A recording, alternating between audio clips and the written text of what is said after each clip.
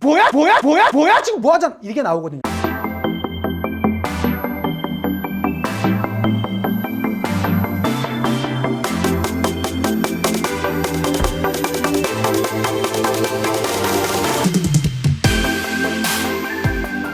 안녕하세요.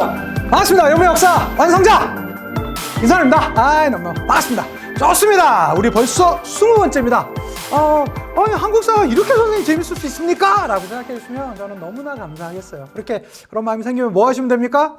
예, 구독은 당연히 해 주셨죠. 뭐 좋아요나 그 다음에 알림 설정. 저는 알림 설정보다는 어차피 전 강의가 있으니까 우리 댓글 남겨주는 게 저는 더 좋아요. 그래서 선생님 이거 너무 좋았습니다. 뭐 이러한 것들. 그 다음에 제가 여러분한테 진짜 드리는 선물.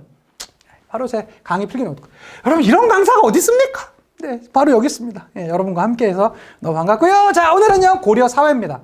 그러니까 당시 고려 사회의 신분 구조는 어떻게 돼 있었을까? 이것도 포인트가 있습니다. 그 다음에 우리가 그동안 지금 정치 파트, 경제 파트를 쭉 배워왔기 때문에 거기에 있는 거에다 조금 추가되는 내용들이니까 사실은 완전 새로운 건 거의 없어요. 했던 걸 한 번 다시 좀 반복한다라는 그런 개념으로 봐주시면 좋겠고요. 사회제도, 여기 파트가 별거 아닌데 요게 은근히 시험 문제 많이 나와요. 요거 기억해 두시면 좋겠고요. 그 다음에 향도, 고려의 법률, 그 다음에 고려 여성의 지위인데 요것도 은근히 많이 나와요. 그런 것들을 봐주셨으면 좋겠습니다. 자, 하나씩 한번 가보도록 할게요. 고려의 먼저 신분 구조입니다. 이걸요, 여러분, 억지로 다 외우려고 하시면 힘드십니다. 그냥, 이 시대별로 뭐가 있었지? 그 다음에 더 중요한 거. 제가 중요하다고 하는 거 중심으로 보세요. 그리고 거의 그게 시험에 나옵니다. 그리고 제가 중요하다고 하는 이유는 그게 뭐 역사적인 의미가 뭐 어떻고 이런 게 아니라 시험 문제 많이 출제되니까 중요하다고 하는 겁니다. 저는 시험을 맞추는 거에 최적화되어 있는 사람입니다. 제 특히 강의 스타일은 더 그래요. 가보겠습니다. 귀족, 중류층, 양민, 뭐 천민 이렇게 일반적으로 나눠 놓는데요. 제일 위에 귀족부터 한번 보도록 하겠습니다. 이건 우리 한번 배웠어요. 어떻게? 제가 전체 흐름 잡을 때도 귀족, 문벌귀족, 무신정권, 권문세족, 신진사대부 기억나시죠? 딱 그 순서예요. 호족들이 중첩적인 결혼을 하면서 문벌 귀족이 되었었고요. 그리고 이제 무신 정권이 있었고 원나라의 부원 세력이었던 권문세족이 있었습니다. 그 다음에 신진사대부로 왔었고요. 특히 오늘의 포인트는 원래는 이 귀족이 갖고 있었던 특권인데 당시 지배층들이 갖고 있었던 일반적인 특징. 특히 요 말하는 귀족이란 왕족과 5품 이상의 관료를 다 귀족이라고 합니다. 이들의 특권 우리 다 배웠던 겁니다. 공음전 정치적인 특권이었고요. 서재 공음전 경제적 특권이었고요. 서재 정치적인 특권이었습니다. 뭐 이러한 두 개 반드시 기억해 두셨으면 좋겠습니다. 자, 그리고 중류층이 있어요. 중류층이 조선 파트 가면 되게 많이 나오거든요. 근데 고려에서는 중류층이 시험 문제를 내기가 만만치 않습니다. 한번 설명을 드릴게요. 일단 고려의 중류층은요. 행정 실무를 담당했던 이들입니다. 일반적으로 아마 좀 생소하실 텐데요. 남반, 군반 이렇게 말해요. 남반이라 하면 궁중 실무를 담당했던 이들이고 군반이라 하면 하급 장교들을 군반이라고 하는데 요건 잘 안 물어보고요. 요건 은근히 물어봐요. 바로 향리입니다. 향리하면 우리는 그 춘향전 보면 사또 이렇게 나오는 그 이방영반 호방들 그들만 생각하는데 생각보다 고려시대 향리는 힘이 셌습니다. 증거. 고려시대는요. 상층 향리가 있고 하층 향리가 있었어요. 상층 향리는요. 과거 시험을 볼 수 있었다. 그래서 여기 위에 누가 있죠? 귀족이 있죠. 귀족과 상층 향리는 사실 차이가 별로 없었어요. 이들은. 오히려 갭은 이들이 훨씬 더 상층 향리와 하층 향리 간의 이 갭이 훨씬 더 컸습니다. 그들은 과거도 볼 수 없었고요. 거의 약간 아전에 가까운 이들이 고려시대 하층 향리였었다. 오히려 상층 향리는 쉽게 말씀드리자면 호족의 후신들이에요. 그러니까 당시 그 지역 내에서는 엄청난 권력이 있었던 이들이라고 할 수 있겠습니다. 일반적으로 중류층은요. 직역이 세습되었다. 직역이라고 하는 건 뭐냐면 하는 일이 왜 이들이 향리가 됐을까요? 왜 이들이 군반이 됐을까요? 왜 이들이 남반이 됐을까요? 자신의 아버지나 할아버지가 다 그 일을 했기 때문에 하는 것입니다. 일종의 토지는 또 지급받았었습니다. 자, 양민 한번 보겠습니다. 자, 양민이라고 써있고 백정이라고 나와 있죠. 이것 좀 의외입니다. 선생님 이게 뭡니까? 왜 백정입니까? 이 백정이라는 단어의 성격이 좀 바뀌어요. 우리가 알고 있는 백정의 개념은 일반적으로 어떤 개념이죠? 조선시대 백정입니다. 조선시대 도축업자들, 그러니까 상당히 하층 그 계급의 백정이라고 하는데요. 이게 고려는 완전 반대로 써요. 고려에서 백정이라고 하면 일반 민을 백정이라고 해요. 이건 기억해 두셔야 됩니다. 요걸로는 시험 문제 나온 적이 있어요. 기억해 두셔야 돼요. 백정은, 고려시대 백정은 일반민이다. 특히 조세공납, 역부담, 그러니까 일반적인 우리들의 모습이 백정인 것이죠. 자, 그리고 사실은 시험 문제 나온다면 이게 나오죠. 양민이에요. 제가 고등학교 때 공부할 때만 해도 천민 집단이라고 했지만 이 용어가 바뀌었다고 그랬죠. 그래서 그 이후 향소부곡은 정말 많이 나왔습니다. 이들을 가르쳐서 특수행정구역이라고 하는데요. 향, 부곡, 소, 요 가운데 그 순서를 바꿔서 향소부곡 뭐 이렇게도 불리기도 합니다. 근데 왜 제가 향부곡이라고 해놨냐면 이들은요 농업 중심의 그 지역이었어요. 그에 비해서 소는요 수공업 중심의 지역이었어요. 그래서 이 내가 아까 우리 그때 말씀드렸던 망이망소의 난 있잖아요. 그 망이망소의 난은 수공업 중심 지역의 특수행정구역이기 때문에 세금 부담이 훨씬 더 많았던 거야. 이들의 공통적인 특징은 세금 부담이 많고 거주 이전의 자유가 없다라는 거예요. 지역적 차별을 받았던 것이죠. 화나요, 안 나? 나죠. 그래서 저항했다. 대표적인 게 무신 정권 시대 때 망이망소의 난, 공주 명학소의 망이망소의 난이다. 기억해 두셔야 됩니다. 이들도 좀 특징은 향과 부곡은 농업 중심, 소는 숭업 중심이었다. 요거 말씀드렸고요. 하나 더 들어가 볼게요.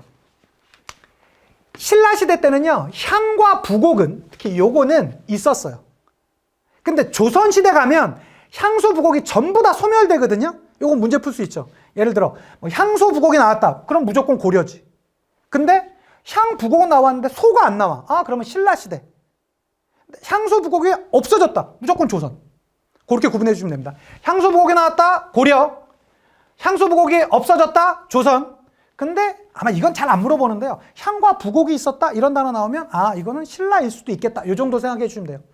그 정도. 요거 별거 아니지만 요런 걸로도 시험 문제 얼마든지 나온 적 있습니다. 봐주시면 좋겠고요. 그 다음에 애잔한. 이름부터가 애잔한. 노비 들어갑니다. 노비는요. 일단은 이런 거 외우시는 거 아니에요. 노비는 물건처럼 취급받았었다고요. 매매, 상속, 증여의 대상이에요. 그리고 또 하나. 일천직천이에요. 이거 무슨 말이냐. 노비가 왜 노비가 됐을까요? 부모가 노비니까 노비가 됐던 거거든요. 근데 그 중에서도 부모 둘 중에 한 명만 천민이면 바로 천민이 되는 거예요. 이게 일천직천. 그들의 애완의 삶이죠. 이게 근데 조선시대 가면 좀 바뀌거든요.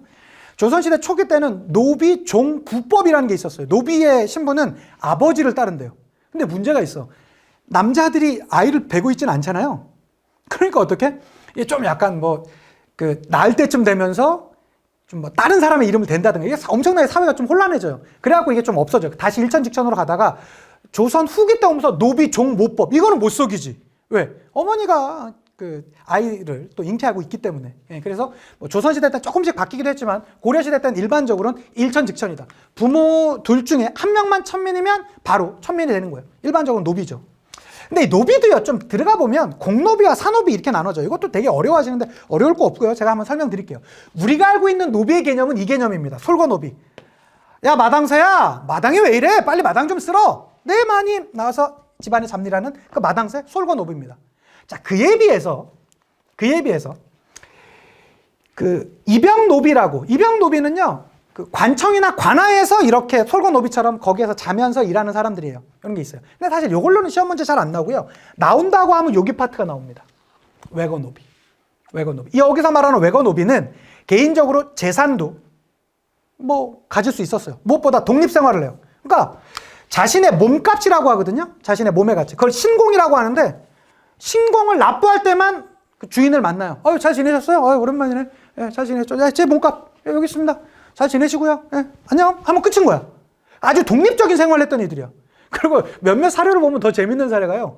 어떤 경우에는 자신의 주인은 몰락했어, 경제적으로. 근데 자신은 사업을 해갖고 돈을 많이 벌었어. 그래서 주인이 자신의 노비한테 돈을 빌리기도 하고요. 물론 그건 아주 특이한 경우죠. 일반적으로는 그 전에 다 면천을 시켜주죠. 돈을 받고. 그렇지만 어떤 노비는 되게 사업적 마인드가 좋은 노비가 있었나 봐요. 성공해서 돈도 많이 벌고 했는데 자신의 주인은 몰락한 거야. 그래서 힘드시죠? 갖다 쓰세요. 이러고 막 돈도 빌려주는 그러한 요 외거노비에 대해서 일반적으로 가끔 시험 문제를 물어보기도 합니다. 요거는 봐주셨으면 좋겠습니다. 자, 그 다음에 들어갈 거 우리 향도 한번 들어가 보도록 할게요. 향도라는 건 뭐냐? 미륵. 우리도 뭔가 삶이 힘들어지면 진짜 우리의 종교의 구원자를 만나는 이런 생각을 해보지 않습니까? 그게 불교에서는 미륵이에요. 즉 메시아, 구원자를 뜻하는 겁니다. 이게 미리 오신다고 했는데 왜 안 오시지? 빨리 만나고 싶다. 뭐 이러면서 우리는 이 구원자를 만나기 위해서, 메시아를 만나기 위해서 막 기도를 많이 하지 않습니까? 각 종교에서는. 불교에서는요, 이 미륵 만나길 소망하면서 나름의 행사, 이벤트를 한 거예요. 그게 향도야. 그게 바로 매향 활동이라는 활동이거든요. 향나무를 바닷가에다가 갖다 묻는 거예요. 제발 미륵이요, 와주십시오. 이러면서 묻는 것이죠. 이게 근데 특이한 경우는 우리가 다 바닷가에 안 살잖아요. 그럼 내륙 지방에 있는 마을은 어떻게 해요? 그러면 마을 바깥에 묻기도 했었어요. 그걸 다 향도라고 했습니다. 어쨌든 이 향도라고 하는 그 조직이란 매향 활동을 했었던 불교 신앙 조직이었어요. 그러니까 뭐 불교 내에서도 뭐 청년회 이런 게 있지 않겠습니까? 야, 모여봐. 우리 이번에 매향 활동할 텐데 언제 만나서 이렇게 하자. 넌 뭐 이거 준비하고 넌 이거 준비해줘. 이러한 불교 신앙 조직이었어요. 근데 이 매향 활동뿐만 아니라 그 마을이라든가 그 지역에 탑을 건설한다라든가 사원을 건설할 때도 다 이들이 같이 활동을 했었습니다. 그러니까 쉽게 말해서 향도라 함은 고려 전기 때는 불교 신앙 조직이었다가 이들이 나름의 조직력이 좋잖아요. 시간이 바뀌면서 어떻게 돼? 농민 공동체 조직으로 확대돼요. 성격이. 그래서 마을에 공동 제사를 지낸다든가 혹은 상장례, 누가 돌아가신다라든가 뭐 이런 게 있으면 같이 뭐 장례도 치르고 이러한 모습을 보여줬던, 즉 초기에는 불교 신앙 조직이었다가 후기에 오면서 농민 공동체 조직으로 성격이 바뀌었던 걸 향도라고 합니다. 향도 자체는 얼마든지 시험 문제 다시 나올 수 있어요. 봐주시고, 자, 고려 법률 보도록 하겠습니다. 일반적으로 고려 법률은요 5개의 단계가 있어요. 태, 장, 도, 유, 사 이렇게 나오거든요. 자, 태라고 하면 인자해석 잘못했지? 맴매 해초리 정도 맞는 거야. 그게 큰 죄가 아니야. 경범죄. 근데 장, 곤장을 친다. 뭐 장 몇 대 뭐 이렇게 나오잖아요. 우리 드라마 같은 거 보다 보면 여러분 장은요 맞다가 죽는 사례가 비일비재합니다. 진짜입니다. 이 2m가 넘는 걸로 풀로 내려치는 거예요. 맞다가 죽어요. 강호동 씨 같은 분이 맞아도요 100대 못 맞습니다. 100대 맞다가 죽어요. 이게 왜 맞냐? 뭐 저는 버틸 것 같은데 등치가 이렇게 좋은데 왜 못해요? 맞게 되면 이렇게 피할 수가 없거든요. 딱 고정시켜 놓고 맞기 때문에 빵 하고 내리치면 이게 울려가지고 장이 파열된대요. 내장 파열로 거의 죽는데요. 곤장. 그래서 보통 웬만한 성인 남자들도 30대에서 40대 정도 하루 맞지 50대 넘게 맞다가는 죽는 경우들이 비일비재해요. 곤장 이거 만만치 않은 겁니다. 장이 있었고요. 도는 뭐야? 징역 뭐 몇 년 너 이렇게 있어라 라는 것이고, 유배. 그 다음에 사형이죠. 뭐 이렇게 한 크게 5단계 정도가 있었다. 그 다음에 고려의 초기 법률은요, 당나라의 법률이 좀 많았었거든요. 당나라에서 만들었던 법률 체제가 고려 초기에 많이 영향을 주었었는데, 사실은 이 당률보다 더 많이 영향을 주었던 건 관습법입니다. 이게 제일 무서운 거지. 그러니까 뭔가 저도 군대 갔을 때 제일 힘들었던 게 뭐냐면 이걸 왜 해야 되는지는 말 안 해줘요. 그냥 원래 그렇게 했으니까 그냥 하는 거죠. 그렇죠. 이걸 관습법이라고 하거든요. 이 관습법. 관습법은 사실은 기득권을 갖고 있는 사람들한텐 가장 유리한 법이 바로 이 관습법이죠. 그렇죠. 바로 이 관습법적인 것들 봐주셨으면 좋겠습니다. 자, 오늘의 메인 테마입니다. 여기서 시험 문제 다 나와요. 내용은 별거 없고 스토리도 별로 없지만 시험 문제는 여기서 다 나와. 봐주셔야 돼요. 자, 대표적인 거 흑창. 흑창은 누구 때였죠? 태조. 기억나십니까? 태조 왕건이 흑창 만들었습니다. 진대라고 해서 진대법을 갖고 춘대 추납제, 농민 몰락을 방지하는 거였어요. 그러다가 의창이 왔습니다. 의창은 누구 때요? 성종 때입니다. 기억해 두셔야죠. 자, 빈민구제, 농민들의 몰락을 방지하기 위해서 춘대 추납 형태로 썼고, 요거의 시작점은 바로 고구려의 진대법이었다. 자, 상평창이 있습니다. 물가 조절했던 기구예요. 특히 뭐 개경이라든가 서경 12목의 주요 지역에 상평창을 설치해서 뭐 물가를 막 이렇게 곤란시키면 이건 사실 사람들이 힘들잖아요. 여러분 그거 아시죠? 다음 달에 버스비 오르는 거 500원씩. 걱정하지 마세요. 저 구라쳤어요. 근데 순간 듣는 순간 어떻게 돼요? 욕 나왔지. 아 뭐야? 이렇게 나왔죠. 바로 이게 물가 상승. 물가가 상승되면 이건 사람들이 박살이 나는 거예요. 박살이 나는 거야. 뭐 우리가 뭐 몇백억을 누가 뭘 해먹었다. 사실 그렇게까지 분노하지 않아. 근데 버스비에 500원 올랐다. 뭐 전철비에 500원 올랐다. 이거 뭐야 지금 뭐 하잖아. 이게 나오거든요. 특히 물가 상승은 사람들한테 치명타야. 그래서 물가 조절을 막는 거, 뭐 상평창, 동서대비원 이런 거, 상평창도 마찬가지지만 동서대비원 시험 문제 쏟아집니다. 동서대비원이라 함은 환자 진료와 빈민 구유를 담당했었던 국가기구예요. 동서대비원. 요거 나오면 고려구나 끝. 동서대비원 환자 진료 담당했었던 일종의 국립병원 및 사회보장 시스템을 같이 하고 있었던 것이 되겠고요. 해민국, 서민에게 약 제공하는 거예요. 뭐 국립약국이라고 생각해 주시면 되겠죠.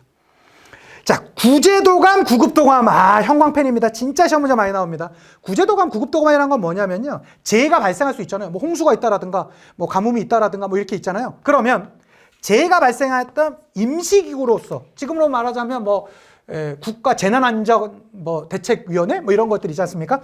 그렇게 재해가 발생하면 임시기구로 만들었던 게 구제도감, 구급도감이에요. 왜? 일단 구원해 줘야 될 거 아니에요. 구제해 줘야 될 거 아니에요. 구구. 예, 그래서 구제도감, 구급도감인데 그렇게 해서 환자들을 진료해 주기도 하고, 그다음에 그들한테 뭐 최소한의 안전망으로 인해서 뭐 먹을 것도 주고 약도 좀 임시로 만들어 가지고 치료해 주기도 하고 요랬던 기구가 되겠습니다. 이게 재난안전 대책본부 이렇게 생각해 주시면 좋겠습니다. 자, 그다음에 재위보도 은근 많이 나옵니다. 펀드를 만들어요. 기금을 만들어서, 기금 만들면 예나 지금이나 이자라는 게 있거든요. 그 이자로 빈민을 구제해 주었던 제도를 우리는 뭐라고 합니까? 위보, 재위보라고 합니다. 여기 나와 있는 거 다 중요해요. 시험 문제 다 나와. 요거 하나로도 뭐 하나만 나와도 나오는 게 전혀 이상치 않아요. 요건 너무나 중요하니까 꼭 기억해 두시면 좋겠고. 자, 그 다음에 여성의 지위 한번 가보도록 하겠습니다. 제가 예전에 2007년도에 서울에 있는 봉화중학교라는 데서 근무를 했거든요. 근데 제가 그때 중1 담임이었는데 아주 재밌는 녀석이 하나 있었어요. 꽤 어디서 좀 배운 것 같아. 저희 반이었는데 제가 그때 또 역사를 가르치지 않았겠습니까? 역사 선생이니까. 근데 갑자기 그 등치도 짤만한 그 중1짜리 남자애가 뭐 여자애랑 이렇게 말싸움을 하다가 좀 자기가 안 됐나 봐요. 보통 말싸움하면 남자애들이 지잖아요. 근데 갑자기 여자애한테 그런 거야. 어디 여자애가 그런 말을 하냐고.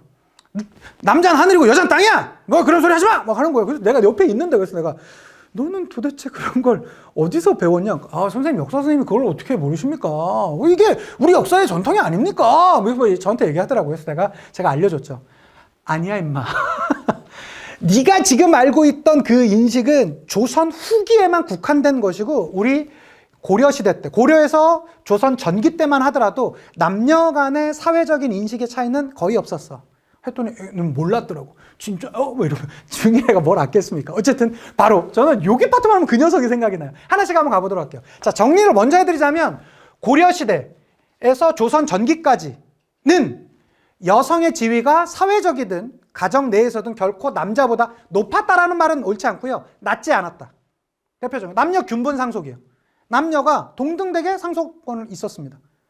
조선시대 후기 오면 어떻게 되죠? 남자한테만 상속해 줍니다. 여성은 재산을 받을 권한도 없었고요. 남자 중에서도 장남한테만 몰빵해줘요. 근데 남녀가 있으면 그들의 수에 나눠서 지금의 이게 법적 제도랑 거의 비슷하죠. 자, 다음은요. 고려시대에서 조선 전기까지는요. 여성이 제사를 지낼 수 있었다. 이거 되게 중요한 거예요. 왜 그러냐면 이때 오면 그런 게 불가능해지거든요. 저는 요거만 보면 제 어렸을 적 기억이 생각나요. 제가 어렸을 때 저희 아버님이 5형제였거든요. 5형제 중에 넷째셨고, 그런데 저희 큰 집에 가면 이제 뭐 명절 때 되면 차례나 제사를 지내잖아요. 그때 되면 저희 어머니나 작은 어머님들은 그 전날 가서 막 음식을 하루 종일 너무 힘들어 하셨어. 그때 되면 어머니랑 아버지랑 늘 싸우셨던 기억이 있어서 어쨌든 그럼 저 어렸을 때 뭐 그냥 가서 그냥 쫄래쫄래 가면서 사탕 먹고 저는 있는 거죠. 제가 7, 8살짜리니까.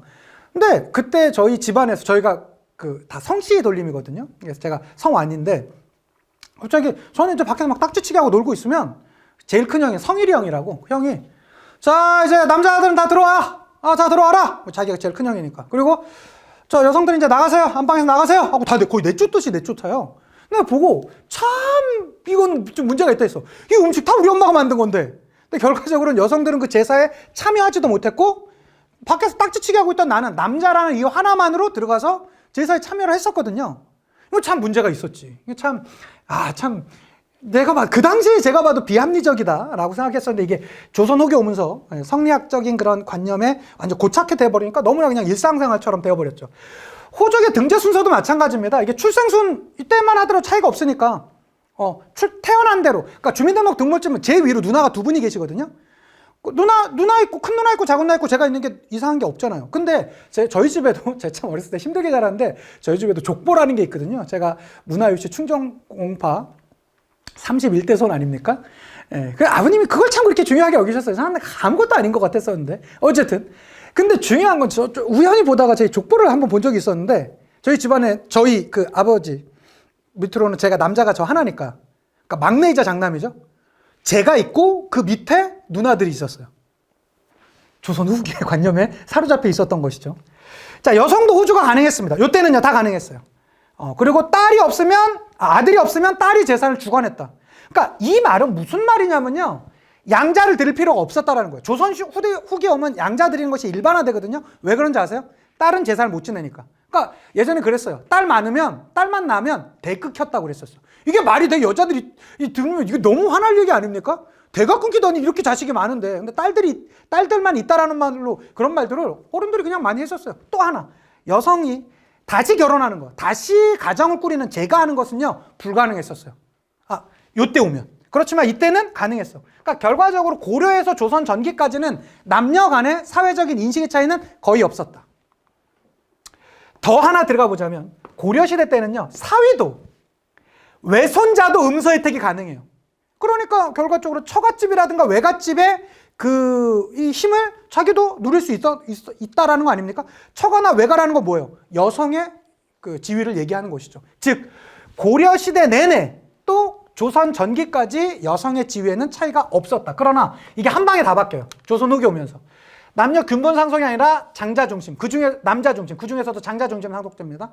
여성은 제사 아까 말씀드렸죠? 드릴 수도 없었어. 또 하나, 호족의 등재 순서는 출생순에서 남녀순, 남자 쭉 쓰고 여자 쓰는 거예요.